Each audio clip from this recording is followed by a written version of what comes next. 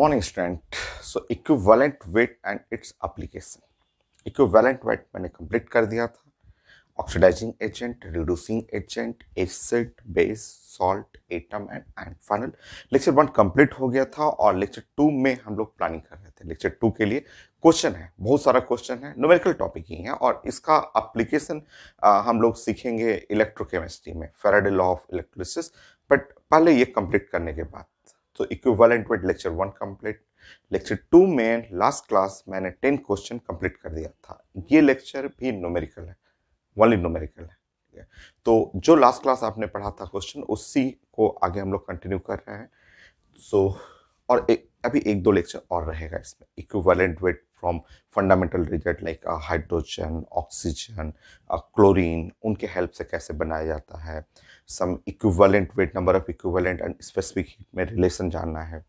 तो अभी एक दो क्लास है इसमें, न्यूमेरिकल पार्ट ही है। उसके बाद जब ये कंप्लीट हो जाएगा, लेक्चर 1 लेक्चर 2 मेरा पूरा कंप्लीट, जैसे कि क्लास में हम लोग करते हैं वैसे ही ऑनलाइन भी है। जब ये कंप्लीट हो जाएगा देन मैं कंटिन्यू करूंगा फैराडे लॉ ऑफ इलेक्ट्रोलिसिस और इसका कैसे यूज है वो मैं सिखाऊंगा। तो मैंने एक क्वेश्चन यहाँ लिख दिया है और लिखा हुआ है the minimum oxidation state of chromium, manganese, osmium and chlorine.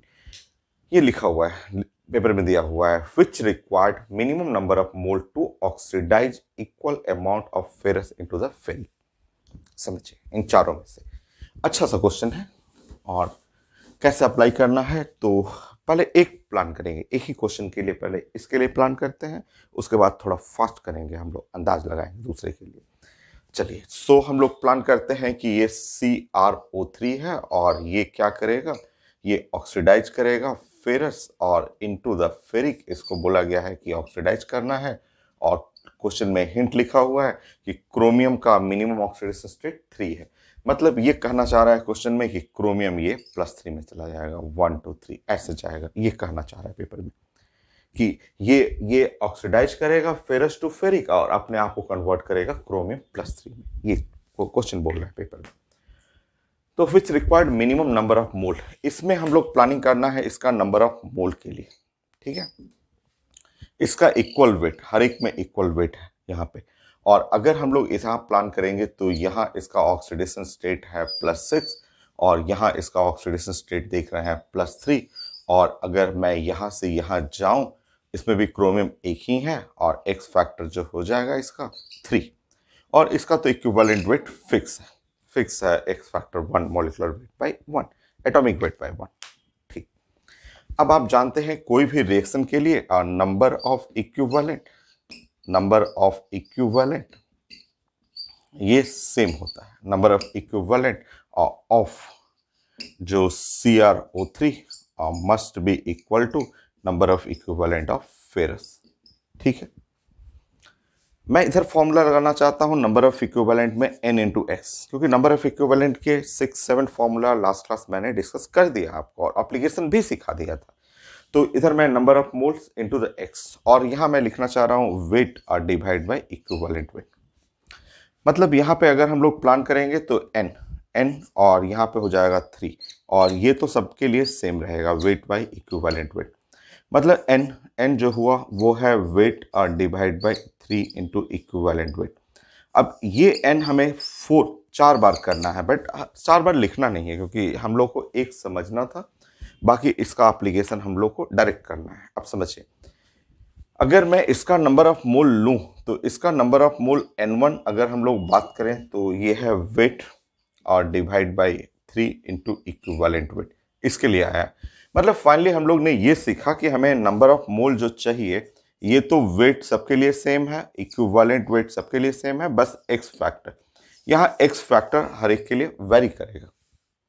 अब बताइए, अगर ये KMnO4 है, ये है अपना +7 है, मैग्नीज +2 में जाएगा, तो इसका एक्स फैक्टर यहाँ से यहाँ जाएगा। मतलब यही रिएक्शन बी के लिए करेंगे तो यहाँ हो जाएगा मैग्नीज +2, ये KMnO4, एक्स फैक्टर 5 है, तो N2 ये जो होगा वेट डिवाइड बाई 5 इंटू ई। ऐसे सीखना है, ये नहीं कि 4 बार ए के लिए चेक करेंगे, बी के लिए चेक। ये एक के लिए मैंने समझा दिया, बाकी सब आपको डायरेक्ट करना है। चलिए यहाँ पे N3 अगर हम लोग प्लान करेंगे, ऑस्मियम ऑक्साइड, यहाँ ऑक्सीडेशन स्टेट +8 है और ऑस्मियम चला गया 0 में, तो एक्स फैक्टर जो हो गया 8 हो गया। तो वेट डिवाइड बाई यहाँ पे हुआ 8 इंटू ई, और यहाँ इसके लिए प्लानिंग करना है N4 is equal to weight divide by E, और यहाँ एक्स फैक्टर इसके लिए देखिए। तो अगर मैं यहाँ आपसे बोलूँ कि Cl2O, यहाँ क्लोरीन का ऑक्सीडेशन स्टेट +1 है, और अगर ये Cl माइनस में चला गया, यहाँ -1 है, तो मैं इसके लिए एक्स फैक्टर प्लान करूँ, तो क्लोरीन के लिए यहाँ से यहाँ क्लोरीन जाएंगे तो क्लोरीन का 2, बट मल्टीप्लाई बाय इसमें 2 क्लोरीन है, यहाँ 2 क्लोरीन है, एक क्लोरीन का यहाँ से यहाँ जो डिक्रीज हो रहा है वो 2 का, और इसके अंदर 2 क्लोरीन है, तो 2 मल्टीप्लाई बाय 2 4, आप जानते हैं, तो 4। अब इन चारों में जो मिनिमम वैल्यू हुआ वो है आंसर सी। ये तो समझना एक को है, जो कि मैं लास्ट क्लास में समझा दिया था कि ऐसे एक के लिए प्लान करना है, बाकी अब 4 बार नहीं करना है। आपको एक समझ गए तो बाकी अपना रिलेट कर लेना है एक दूसरे से, एक्स फैक्टर निकालते हुए ये रिजल्ट हुआ, और हमें क्योंकि ये इक्वल वेट है, ये इक्विवेलेंट वेट भी यहाँ से यहाँ के लिए सेम रहेगा। नेक्स्ट क्वेश्चन मैं प्रेजेंट करता हूँ और फिर आप सॉल्व करिएगा।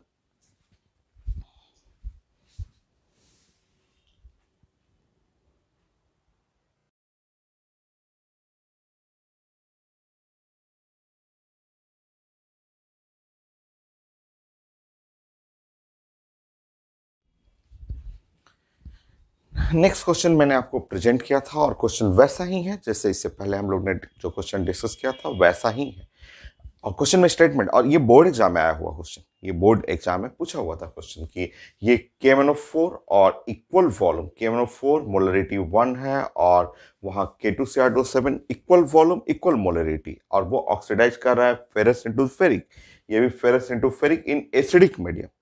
तो आप जानते हैं कि यहाँ एसिडिक मीडियम में अपने से आपको रिएक्शन कंप्लीट करना है, मैंगनीज जाएगा ये +2 में ऐसे, और यहाँ ये जो ऑक्सीडेशन स्टेट है +7, और एसिडिक मीडियम में ये +2 हो जाएगा, और यहाँ से यहाँ जब जाएंगे तो इसके लिए एक्स फैक्टर जो हो जाएगा वो 5, ये जानते हैं, ठीक है।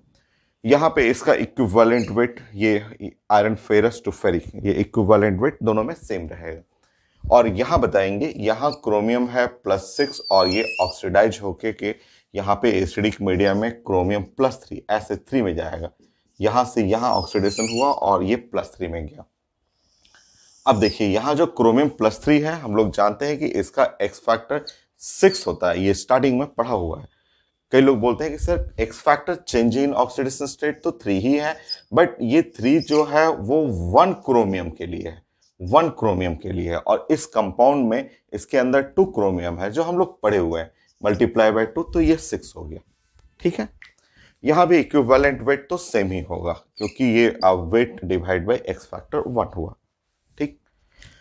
अब हमें चाहिए कि ये equal volume equal molarity KMnO4 और वहाँ K2CrO7 फेरस को फेरिक में ऑक्सीडाइज कर रहा है, तो आयरन +2 विल ऑक्सीडाइज मोर, मतलब वेट W1 W2 कंपेयर करना है कि कौन ज़्यादा है कौन कम है। तो आप जानते हैं कि कोई भी रिएक्शन के लिए ये रिजल्ट है नंबर ऑफ इक्विवेलेंट ऑफ कोई भी रिएक्टेंट, इसका H ये सब बराबर होता है, तो आपको निकालना है KMnO4 must be equal to यहाँ फेरस। इसके लिए आप यूज करेंगे वो फॉर्मूला यूज करेंगे X मोलरिटी वॉल्यूम, और इसके लिए यूज करेंगे weight divide by equivalent weight, ऐसा। एक्स फैक्टर है 5, मोलरिटी है 1, वॉल्यूम है V, यहाँ है W1 और divide by equivalent wait E। So W1 जो हुआ यहाँ पे हुआ 5 और E इंटू V, 5 EV, ये ठीक है। ये यहाँ पे प्लानिंग करेंगे, यहाँ पे हम लोग यही प्लानिंग इस जगह भी लिखते हैं, number of equivalent of K2CrO7 must be equal to ferrous. तो इसका जो हुआ X मोलरिटी इंटू वॉल्यूम, और यहाँ हो गया वेट बाय इक्विवेलेंट वेट। तो एक्स फैक्टर यहाँ 6 हुआ, मोलरिटी 1 हुआ, वॉल्यूम V हुआ, और ये है wait divide by equivalent weight E। सो ये W2 जो हुआ वो हो गया 6 E इंटू V। इस तरह अगर दोनों में रिजल्ट में आप कंपेयर करेंगे तो W2 ज़्यादा है। तो ये दोनों रिजल्ट आप देखेंगे तो W2 ग्रेटर देन W1। सो आप लिख सकते हैं iron +2 will oxidise more with K2Cr2O7। तो यहाँ आपको लिख सकते हैं iron +2 oxidise will be. So answer जो है, आंसर है कुछ ऐसे, iron +2 oxidise will be oxidize will be more by K2Cr2O7 by K2Cr2O7। Option B ये है, क्योंकि यहाँ W2 ज़्यादा है। और आप यहाँ से ये भी बोल सकते हैं कि एसिडिक मीडियम में ये K1O4 K2Cr2O7 दोनों अच्छे ऑक्सीडाइजिंग एजेंट हैं, बट इन दोनों में अगर बेस्ट कोई पूछा जाए कि इन दोनों में बेस्ट ऑक्सीडाइजिंग एजेंट K2Cr2O7, देखिए K2Cr2O7 ज़्यादा आयरन को ऑक्सीडाइज कर रहा है। सो आप ये भी लिख सकते हैं, ये क्वेश्चन आंसर तो यही था, बट यहाँ आप लिख सकते हैं in acidic medium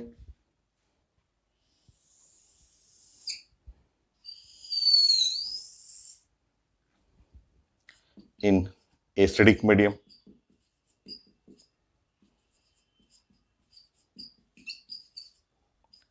K2Cr2O7 is stronger oxidizing agent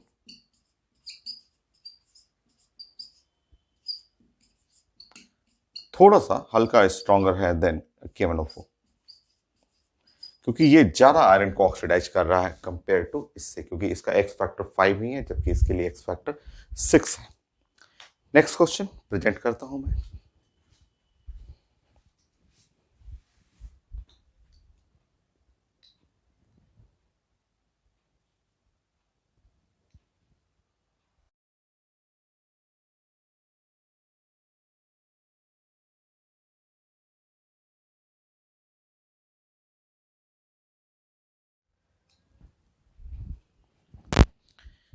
next question मैंने अभी क्वेश्चन प्रेजेंट किया था और ये नीट का क्वेश्चन है और ये डिफिकल्ट क्वेश्चन है।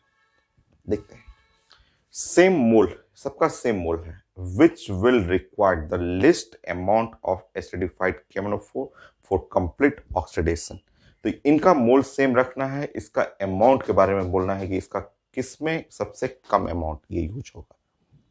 चलिए देखते हैं, स्टार्ट करते हैं। और ये है K1O4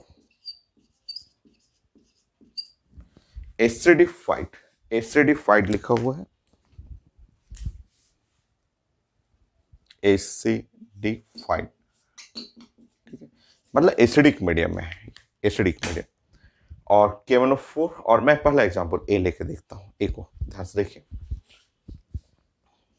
Fe और NO2 होल ट्वाइस, मीडियम है, एसिडिक मीडियम।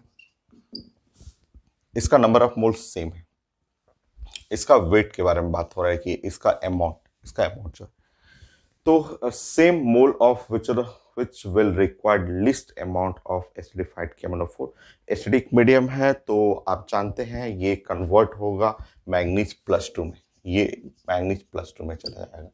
इसके लिए आप जानते हैं कि यहाँ इसका एक्स फैक्टर जो हो गया वो है 7, ये 7 होगी, ठीक है।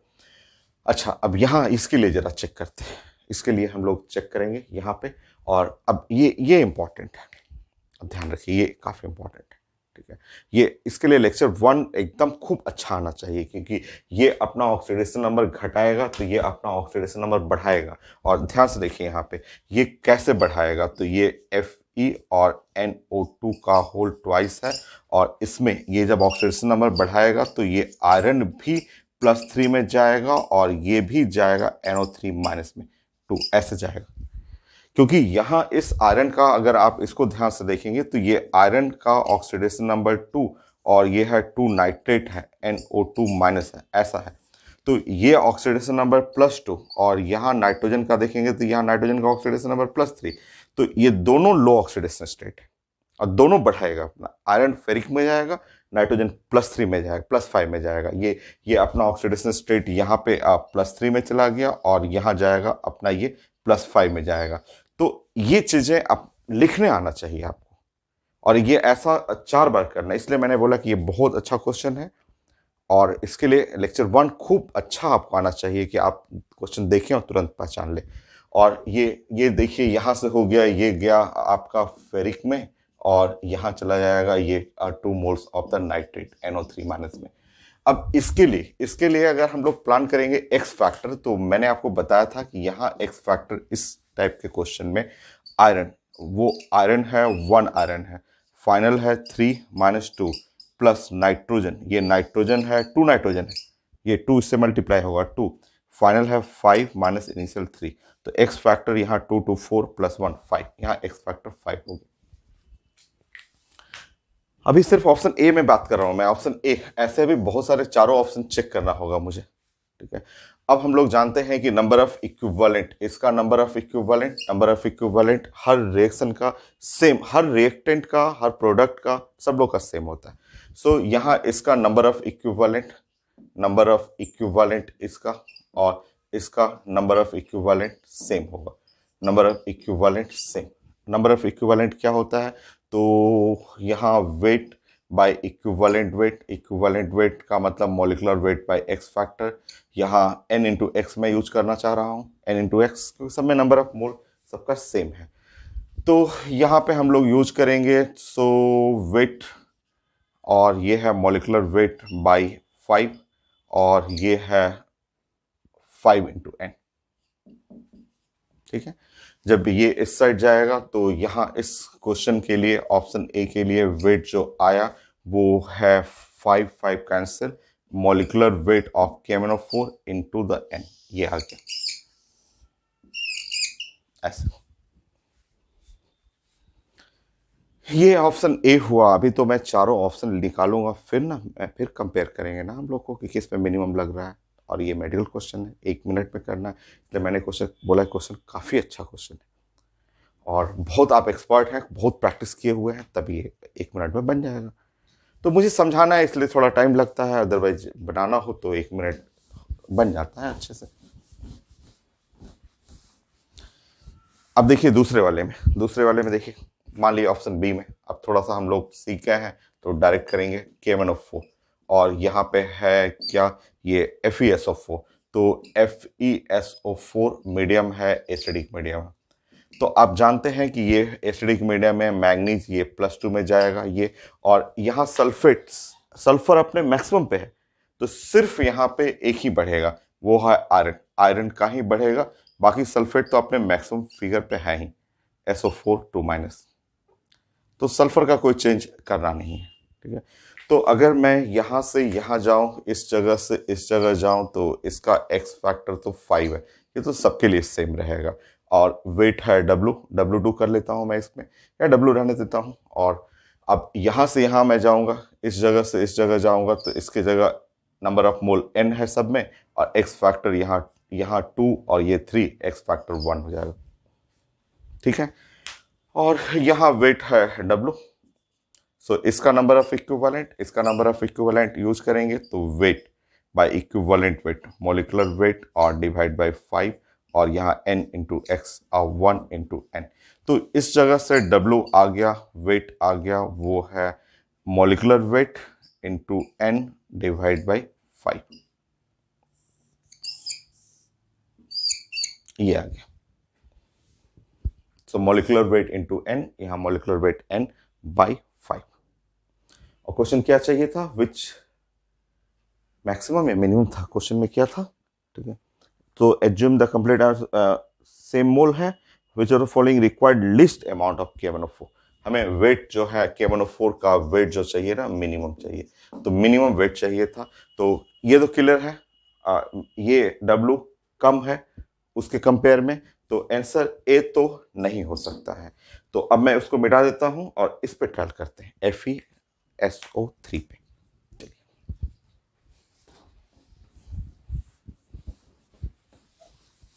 सी।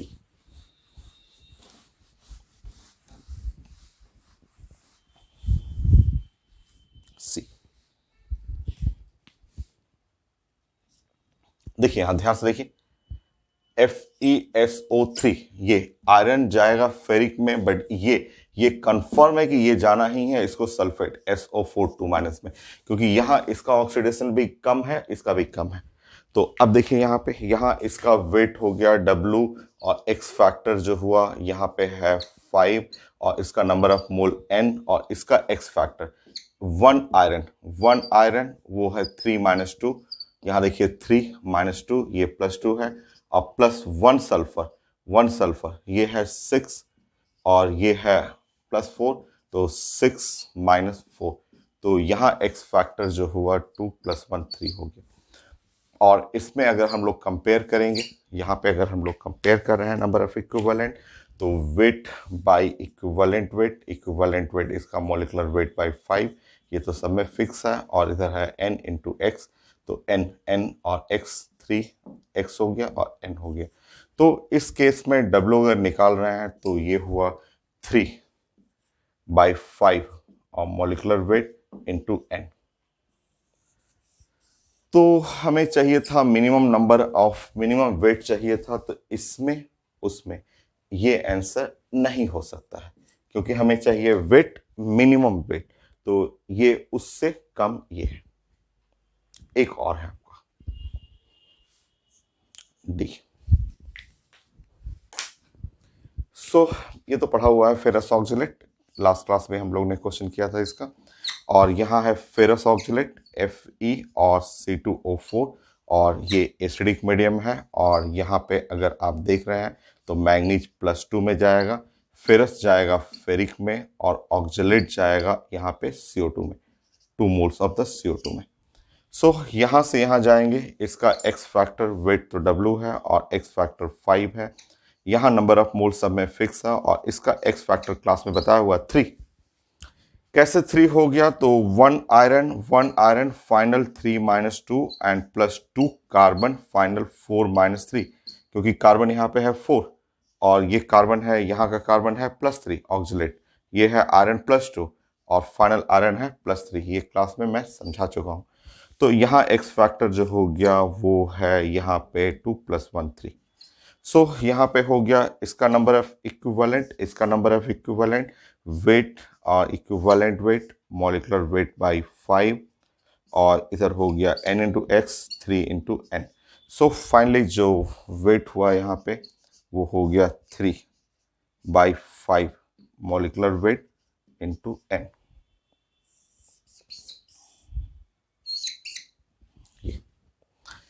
तो फाइनली जो चारों वेट जो हम लोग ने निकाला उसमें मिनिमम वेट इसी का आ रहा है। तो ये भी नहीं है, ये भी नहीं है, हम लोग को मिनिमम वेट चाहिए था। तो ये एक बेस्ट क्वेश्चन है और मेडिकल में आया हुआ आपका। Next question.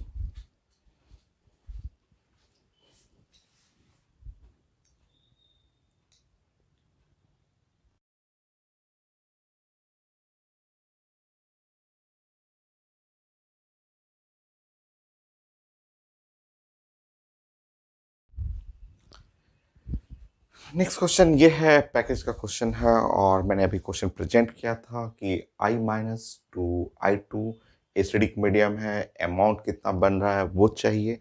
Atomic weight of iodine 127 लिखा हुआ है, और in the same process H3AsO4 ये रिड्यूस होके यहाँ जा रहा है, सॉरी H3AsO4, और यहाँ H3AsO3 O3 होना चाहिए, H3AsO3, और यहाँ से यहाँ जो रिडक्शन है उसमें 1.5 × 10⁻22 इलेक्ट्रॉन्स यूज किया जा रहा है। मतलब क्वेश्चन ये कह रहा है कि ये देखिए यहाँ से ये रिडक्शन हो रहा है, यहाँ से ऑक्सीडेशन हो रहा है। क्वेश्चन मीनिंग आपको ये समझना है कि H3 और AsO4 ये रिएक्ट कर रहा है I- से, और ये H+ एसिडिक मीडियम है, और ये I2 बन रहा है, और यहाँ H3 और AsO3 बन रहा है, ये ऐसा। ठीक, इस प्रोसेस में, इस रिएक्शन में हमें ये वेट ऑफ आयोडीन चाहिए, ये वेट ऑफ आयोडीन चाहिए। ठीक है, ये मीनिंग ये है। अब इस यहाँ से यहाँ जाने के लिए 1.5 into 22 mole electron, number of electron इतना यूज हो रहा है। पहले हम लोग इसको ब्रेक करेंगे और फिर उसके बाद इसके इधर के लिए प्लानिंग करेंगे। चलिए अब मैं इसको हटाता हूँ।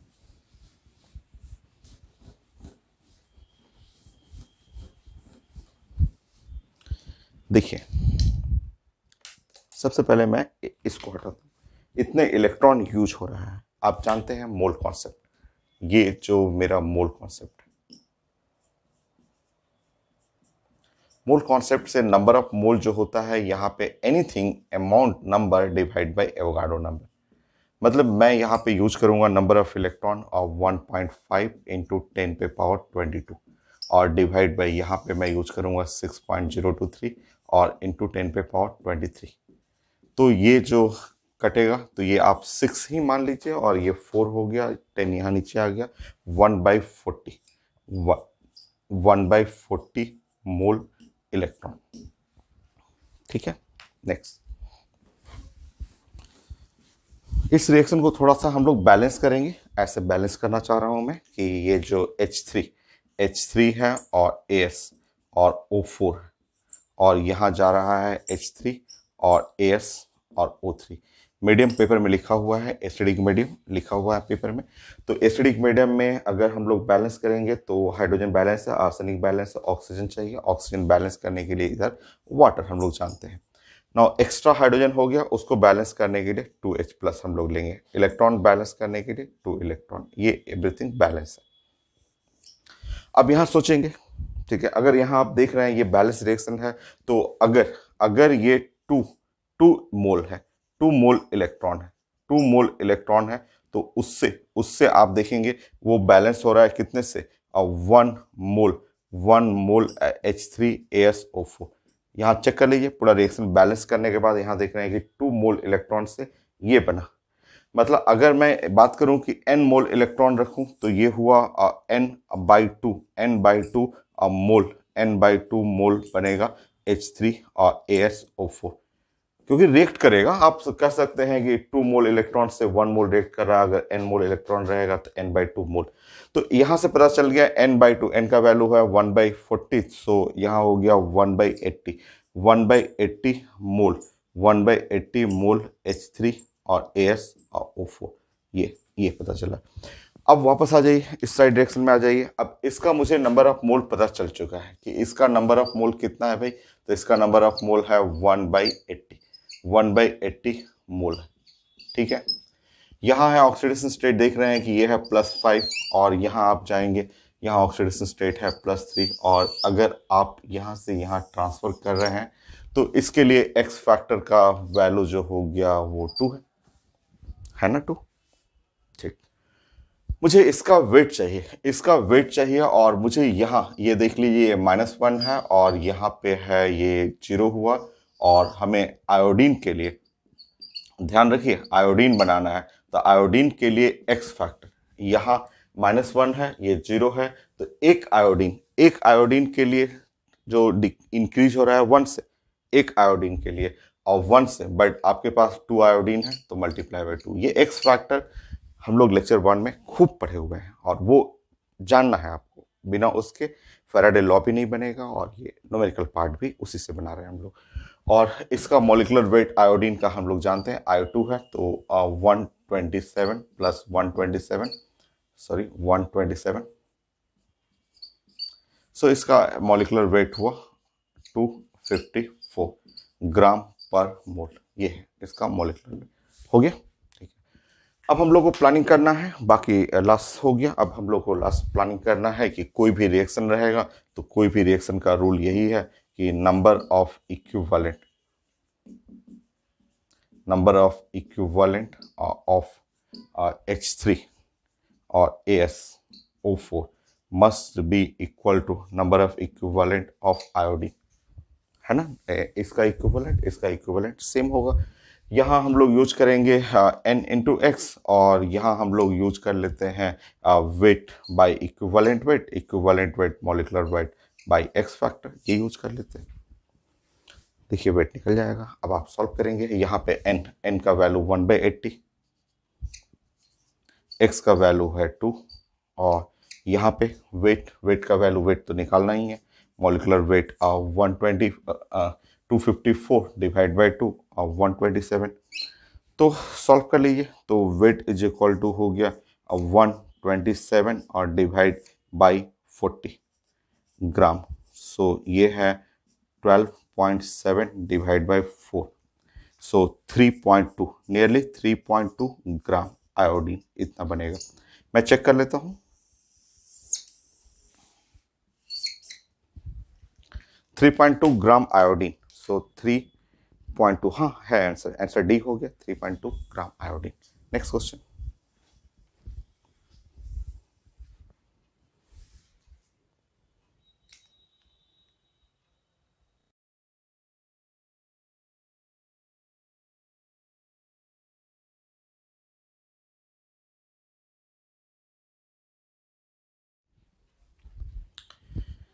अभी मैंने क्वेश्चन प्रेजेंट किया था और उस क्वेश्चन का जो स्टेटमेंट है उसके अकॉर्डिंग मैंने एक रिएक्शन कंप्लीट कर दिया। और रिएक्शन में लिखा हुआ है क्रिस्टलाइन कॉपर सल्फेट जिसका वेट है x ग्राम, रिएक्ट करता है Ki से और प्रोडक्ट बनता है आयोडीन। ये आयोडीन को डिकलराइज करता है हाइपोसोल्यूशन और जिसका नॉर्मेलिटी और वॉल्यूम लिखा हुआ हाइपोसोल्यूशन का। सबसे पहले हम लोग प्लान करेंगे कि ये क्रिस्टलाइन कॉपर सल्फेट क्या है। तो ये होता है CuSO4 और ये होता है 5 वाटर। ठीक है, ये ठीक है। और हम लोग, ये सॉल्ट है ब्लू विट्रियोल, इसका हम लोग सबसे पहले मॉलिक्यूलर वेट बनाते हैं। तो मॉलिक्यूलर वेट जो हुआ यहाँ पे कॉपर मान लेते हैं 64, ऐसे 63.56 होता है तो मान लीजिए 64। और सल्फर जो हो गया ये है 32 और ये 64, 4 मल्टीप्लाई बाई 16 और प्लस वाटर जो है वो 5 मल्टीप्लाई बाई 18 ऐसा हो गया। तो ऐसे अब मॉलिक्यूलर वेट हम लोग जोड़ते हैं। तो ये हुआ 64 और ये 64, ये 96 और प्लस 64 और ये 90। सो अगर हम लोग जोड़ लेते हैं तो मॉलिक्यूलर वेट ऐसे, और 0, 1 और 250 चेक कर लेंगे ग्राम पर मोल आया इतना। तो ये हुआ आपका 0 और 9 और 18 और 19 और 6 करेक्ट। अच्छा, ये जो सॉल्ट है, सॉल्ट आप जानते हैं कि सॉल्ट Cu प्लस प्लस और sulphate SO4 2 minus and now 5 water, total charge on cation या टोटल चार्ज ऑन एनायन जो है वो 2 है। सो इसका इक्विवेलेंट वेट जब पढ़ेंगे तो इक्विवेलेंट वेट आप जानते हैं molecular weight by x factor 2। सो यहाँ हुआ 125 ये, तो वेट हो गया, इक्विवेलेंट वेट हो गया। अब देखिए हाइपोसोल्यूशन, ऐसे तो फॉर्मूला पढ़े हुए हैं, जानते हैं हम लोग हाइपोसोल्यूशन का कि ये हाइपोसोल्यूशन Na2 और H2 और O3 और इंटू 5 वाटर होता है, ये ऐसे पढ़े हुए हैं। सोडियम थायोसल्फेट और उसमें वाटर ऐड करना, ये हाइपोसोल्यूशन होता है, हम लोग जानते हैं, बट उसकी जरूरत नहीं है, उसकी जरूरत नहीं है। चलिए देखिए अब रूल क्या होता है साइंस में। कोई भी रिएक्शन है, ये रिएक्टेंट है, यहाँ रिएक्टेंट है, ये प्रोडक्ट हुआ, इससे ये रिएक्ट किया, यहाँ प्रोडक्ट बना। सो मल्टीपल रिएक्शन हो तो हर हर रिएक्टेंट या प्रोडक्ट का नंबर ऑफ इक्विवेलेंट हमेशा क्या होगा, सेम। तो यही इस एप्लीकेशन जो नंबर ऑफ इक्विवेलेंट का पढ़ रहे हैं, इसका यही सबसे इंपॉर्टेंट पॉइंट है कि नंबर ऑफ इक्विवेलेंट हर रिएक्टेंट प्रोडक्ट हर एक का सेम होगा। तो अब मैं यहाँ पे ले रहा हूँ कि number of equivalent of CuSO4 और into 5 water crystalline CuSO4 must be equal to hypo, number of equivalent of hypo solution. अब नंबर ऑफ इक्विवेलेंट का मैंने 6-7 फॉर्मूला बताया था। 6-7 फॉर्मूला में यहाँ मैं यूज करूंगा वेट बाय इक्विवेलेंट वेट। यहाँ इस साइड में यूज करना चाह रहा हूँ wait divide by equivalent wait. Hypo solution का नॉर्मेलिटी लिखा हुआ है तो नॉर्मेलिटी और इनटू अगर वॉल्यूम मिलीलीटर में है तो मैंने आपको बताया था कि डिवाइड बाय 1000। बस आपको पुट करना है, वेट जो है वो x अमाउंट है, ये 125 है, तो ये है x अमाउंट हुआ, ये है 125, यहाँ है नॉर्मेलिटी ये 0.1 है और ये है वॉल्यूम 100 और डिवाइड बाय 1000। सो ये एक दो कट गया, 1/100। सो आंसर आप देखेंगे वेट इज इक्वल टू 1.25 ग्राम। तो ये है 1.25 ग्राम ब्लू विट्रियोल, आंसर है इसका। Next question.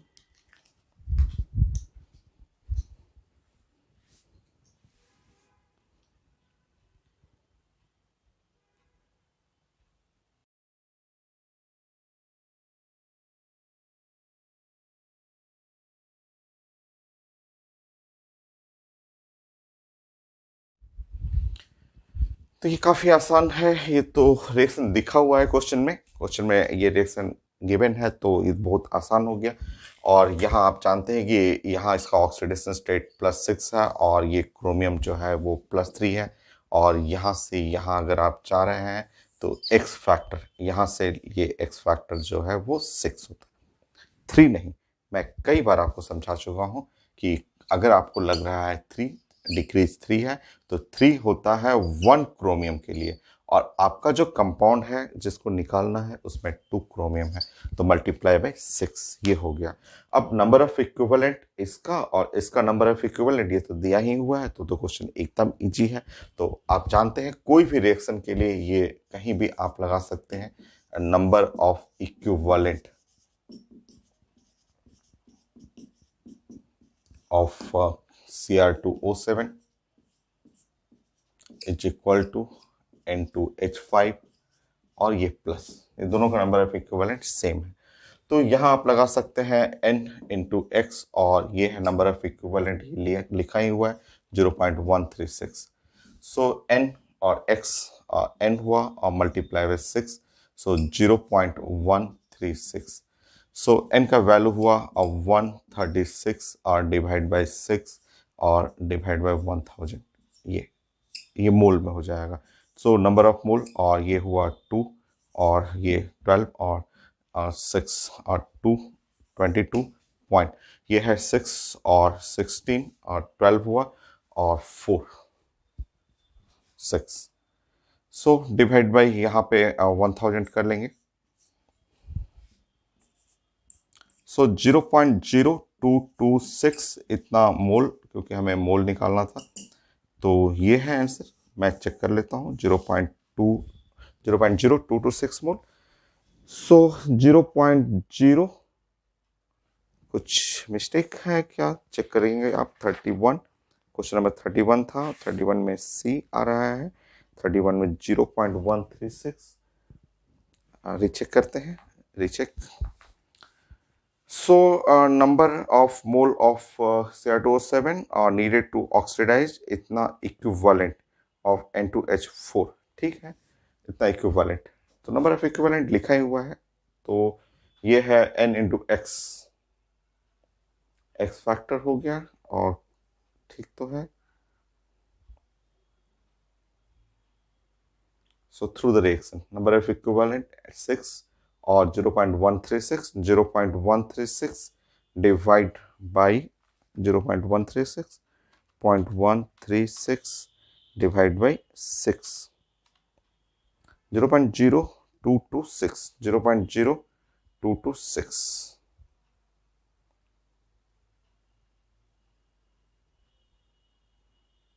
इतना इक्विवेलेंट, तो आंसर में करेक्शन होगा। सो 31, मैं चेक कर लेता हूँ, आंसर तो ठीक ही है, अब इसमें करेक्शन होगा।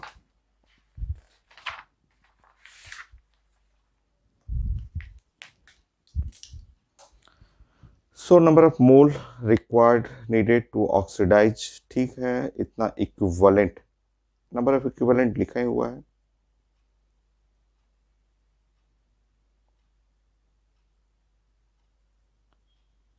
वेट बाई इक्विवेलेंट वेट, ठीक तो है। Through the reaction, through the reaction, तो नंबर ऑफ इक्विवेलेंट लिखा ही हुआ है इसका। सो ये है नंबर ऑफ मोल, ठीक है, आंसर तो ठीक ही है, ठीक है, इसमें करेक्शन होगा आंसर में, मैं कर दूंगा। सो नेक्स्ट क्वेश्चन 70।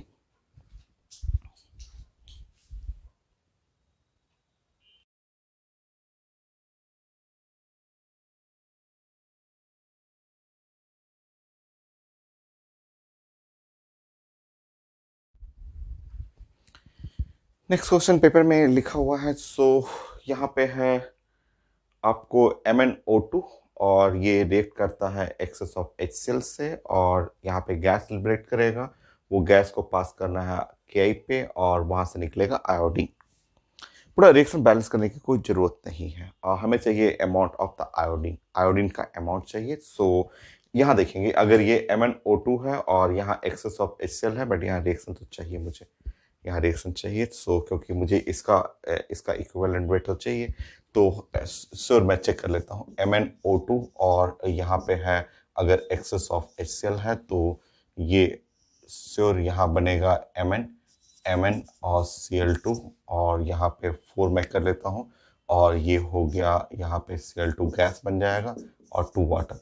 तो ये रिएक्शन होगा, ये रिएक्शन अपने आप सोचना है कि ये गैस जो है, ये गैस यहाँ पे क्लोरीन गैस है, क्लोरीन गैस हुआ जो कि Ki से रिएक्शन करके आयोडीन लिबरेट करेगा, और यहाँ प्रोडक्ट में बन रहा होगा MnCl2 और साथ में यहाँ बन रहा होगा और 2 वाटर ऐसे।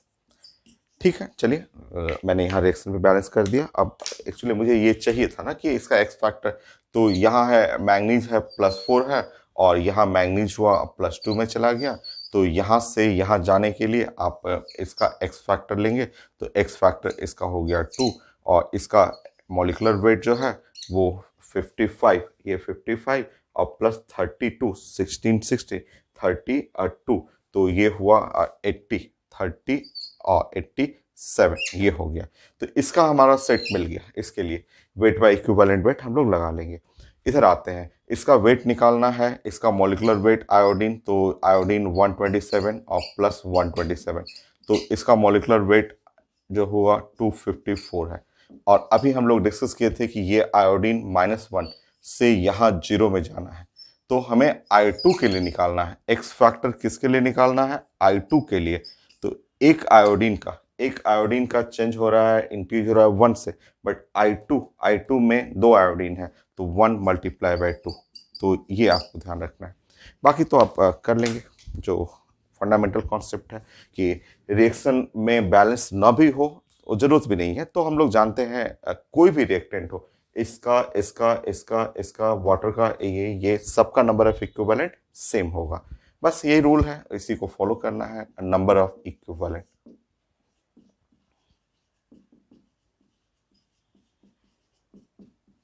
Of MnO2 must be equal to number of equivalent of I2। तो यहाँ हम लोग यूज करेंगे वेट बाय इक्विवेलेंट वेट और molecular weight by x factor, exactly same यही फॉर्मूला मैं यहाँ भी यूज करना चाह रहा हूँ, weight equivalent weight molecular weight by x factor. चलिए यहाँ पे है, यहाँ है 8.7 और यहाँ पे है जो 87/2, सो 87 और बाई 2, यहाँ पे ये हमें वेट निकालना है, और ये है 254/2, 254 और बाई 2 127 हो जाएगा, या 2 कैंसिल कर लीजिए दोनों साइड में, और ये है 1/10, तो वेट इज इक्वल टू ये 1/10 हो गया, सो 25.4 देखिए तो आंसर होना चाहिए 25.4 ग्राम आयोडीन, वेट ऑफ आयोडीन मैं चेक कर लेता हूँ 25.4, सो 25.4 आंसर डी, 33 का आंसर है डी। ठीक है, next question.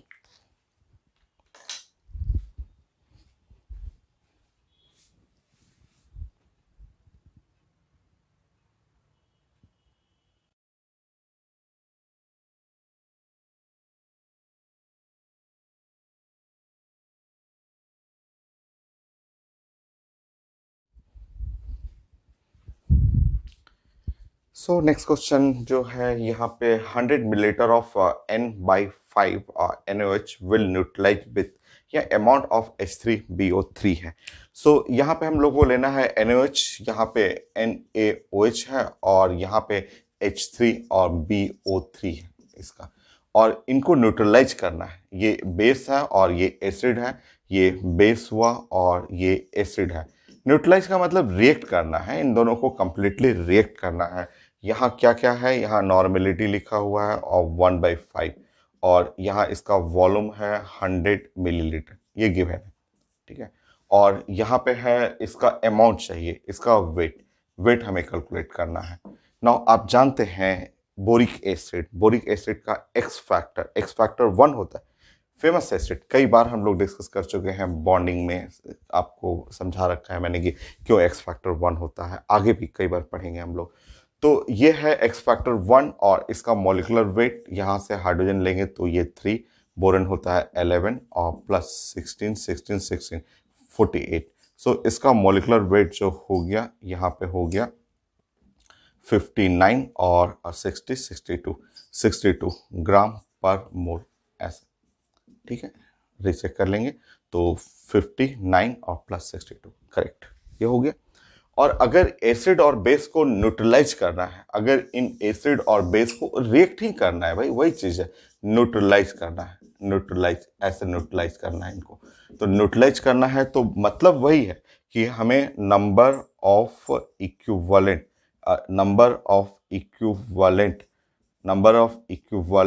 Of NaOH must be equal to number of equivalent of H3BO3। इन दोनों का नंबर ऑफ इक्विवेलेंट सेम होना चाहिए। नंबर ऑफ इक्विवेलेंट का मतलब यहाँ जो फॉर्मूला लगाएंगे नॉर्मेलिटी और वॉल्यूम, अगर वॉल्यूम मिलीलीटर में है तो डिवाइड बाय 1000 करना है, और यहाँ पे number of equivalent weight divide by equivalent weight है molecular weight by x factor. Solve करते हैं, देखते हैं क्या आ रहा है। तो मैं इधर हटा देता हूं।